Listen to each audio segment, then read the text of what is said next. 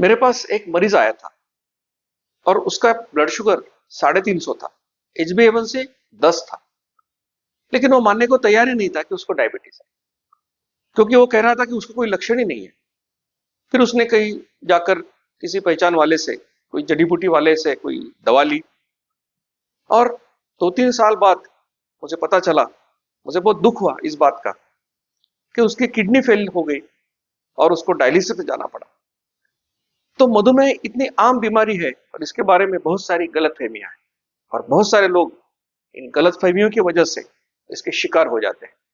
तो आज हम ऐसे कुछ मिथकों के बारे में जानकारी लेंगे और उसकी वास्तविकता क्या है इसके बारे में समझेंगे।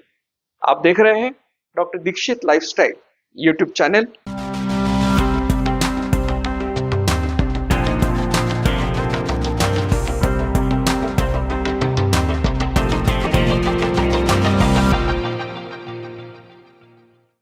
सबसे पहला मिथक जो है वो ये है, बहुत सारे लोग सोचते हैं कि ये कोई गंभीर बीमारी नहीं है, क्योंकि उनको कोई लक्षण ही नहीं है।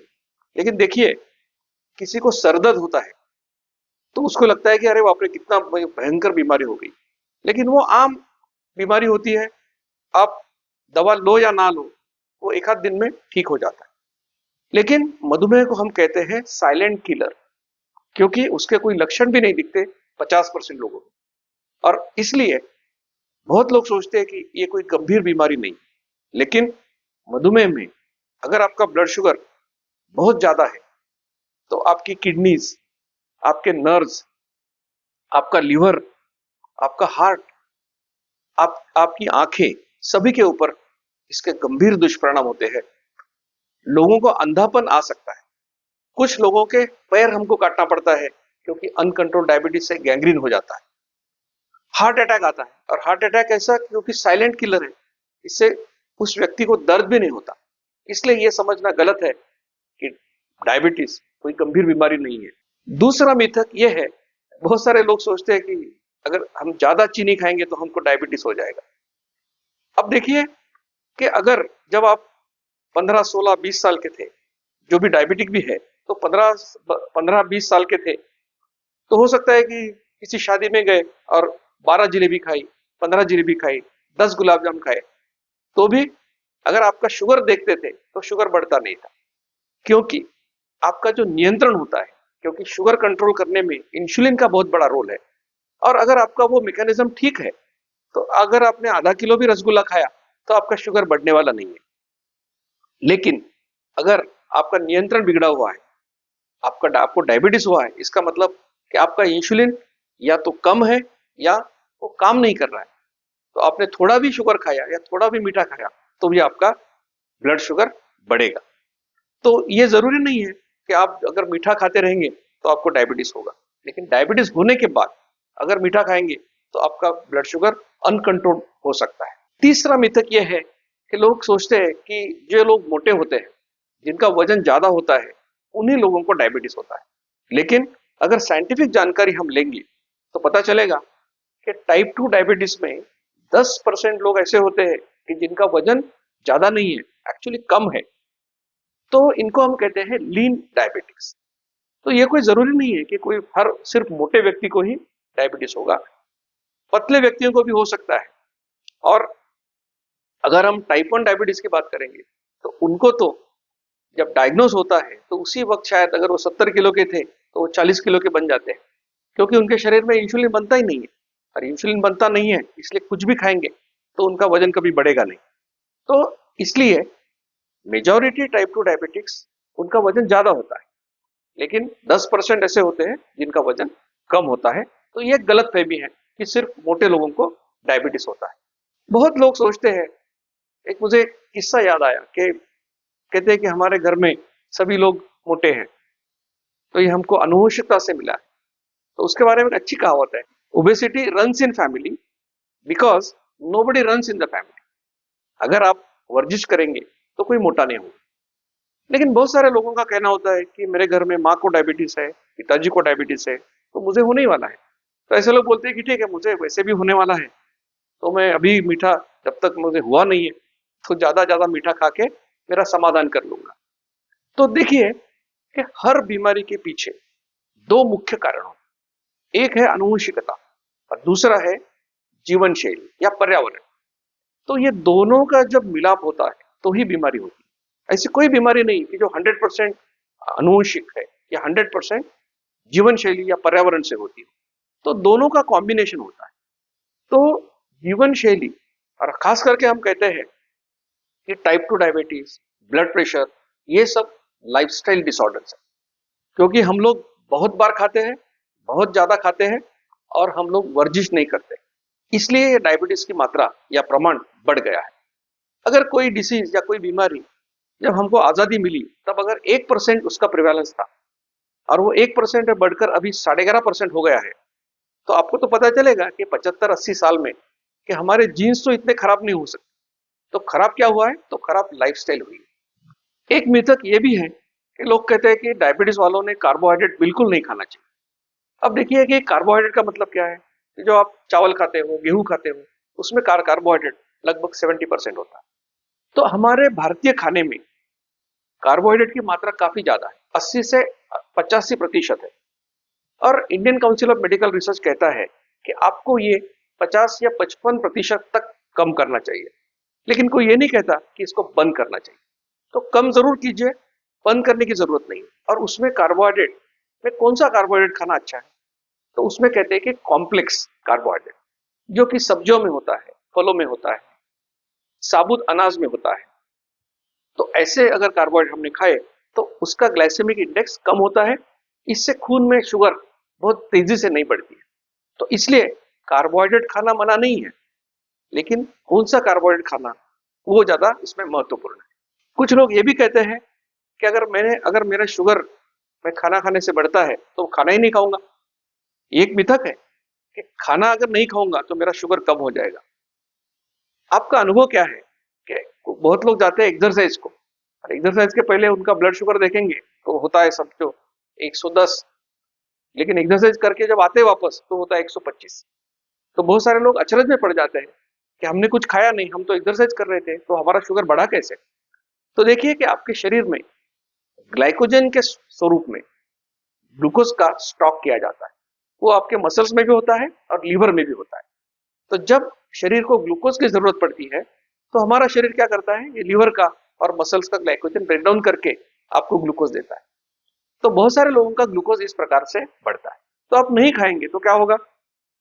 या तो ग्लाइकोजन से ये ग्लूकोज निकलेगा, या शरीर के पास ये भी एक ऑप्शन है कि अमीनो एसिड से भी वो ग्लूकोज बना सकता है। इसलिए ना खाने से आपका शुगर कम होगा, ये एक गलत फहमी है। ये जो एक गलत फहमी है मैं आपको बता रहा हूं, इसने तो पूरे डायबिटीज मरीजों का आज तक नुकसान किया है। और अगर हमने इसके ऊपर कुछ नहीं किया तो ये आने वाले दशकों में भी उनको नुकसान पहुंचाएगा। ये मिथक ये है कि डायबिटीज वालों ने बार बार खाना चाहिए, स्मॉल फ्रीक्वेंट मील्स खाना चाहिए। आपको बता दूं कि इसके बारे में प्राग में एक रिसर्च हुआ था, और उसमें उसने 54 डायबिटीज लोगों को 27-27 के दो ग्रुप में डिवाइड किया। और एक ग्रुप को कहा कि आप दिन में 6 बार खाओ, जो कि आम सलाह है डायबिटीज वालों के लिए। और दूसरे ग्रुप को कहा कि आप 2 बार खाएंगे। क्या पता चला? ये पता चला कि जो 2 बार खा रहे थे उनका वजन भी कम हुआ और उनका ब्लड शुगर भी 6 बार खाने वालों से ज्यादा अच्छी तरह से नियंत्रण में आया। और हमारे जी में जो हमने जो रिसर्च किया है, इससे पता चलता है कि बार बार खाने से इंसुलिन बार बार निर्माण होता है, और इंसुलिन ज्यादा होने से इंसुलिन रेजिस्टेंस और आपका टाइप डायबिटीज और खराब हो जाता है। तो बार बार खाना ये एक गलत बात है, और ये गलत फहमी जितने जल्दी हमारे समाज से डायबिटीज मरीजों से निकल जाए उतना हमारा अच्छा कल्याण होने वाला है। एक मिथक ये भी है, लोग कहते हैं कि हमको ब्लड शुगर की तरफ देखना चाहिए। डायबिटीज में ब्लड शुगर बढ़ता है, इसलिए हमको ब्लड शुगर कंट्रोल करना चाहिए। और ये जो कन्वेंशनल जो ट्रीटमेंट है, उसमें क्या होता है कि आपका शुगर ज्यादा है तो हम गोली देंगे तो आपका शुगर कम हो जाएगा। लेकिन देखिए कि इस बीमारी का जड़ जो है वो क्या है? इंसुलिन है। अगर इंसुलिन बना ही नहीं तो आपको टाइप 1 डायबिटीज हो जाता है। और इंसुलिन इतना ज्यादा बना लेकिन वो कोई कारीगर नहीं है, कोई काम नहीं करता, तो आपको टाइप 2 डायबिटीज हो जाता है। तो अगर किसी बीमारी का कारण इंसुलिन है तो आपको कहाँ ध्यान देना चाहिए? इंसुलिन की तरफ ध्यान देना चाहिए। जो इंसुलिन रेजिस्टेंस आपको आया उसके ऊपर ध्यान देना चाहिए। लेकिन हम क्या करते हैं? हम सिर्फ शुगर के ऊपर ध्यान देते हैं। वो जरूरी है इसलिए कि बढ़ी हुई शुगर से जो कॉम्प्लिकेशंस होते हैं, तो वो कॉम्प्लिकेशंस कम करने के लिए जरूरी है कि आप शुगर कंट्रोल करेंगे। लेकिन उसके साथ ही आपको ये इंपॉर्टेंट बात करना चाहिए कि हमारा जो इंसुलिन रेजिस्टेंस है उसको हम किस तरह से कम करेंगे। और उसके लिए आसान तरीका है कि बार बार नहीं खाना चाहिए, 2 ही बार खाना चाहिए। और एक मिथक ये भी है कि मेरे पेशेंट्स आके कहते हैं कि मेरा एचबीएसी तो 6.8 है, तो मैं कंट्रोल में हूं, तो खुश हो जाते हैं। उनको लगता है कि एचबीएसी 7 के नीचे रहना, वैसे तो गाइडलाइन के हिसाब से भी यही कहते हैं कि अगर आप मेडिसिन भी ले रहे हैं और आपका एचबीएसी 7 के नीचे है तो डायबिटीज अंडर कंट्रोल है। तो आपको क्या मतलब, किसी एग्जाम में अगर 50% को पासिंग है तो क्या आप 50% मार्क लेके खुश होंगे? आप आपको तो 75%, 80% मार्क लेना चाहिए। तो हम क्या कहते हैं कि अगर आपका डायबिटीज 6.5 के नीचे अगर एचबीएसी है विदाउट एनी मेडिसिन कम से कम 3 महीने के लिए, तो इसको कहते हैं डायबिटीज रिमिशन।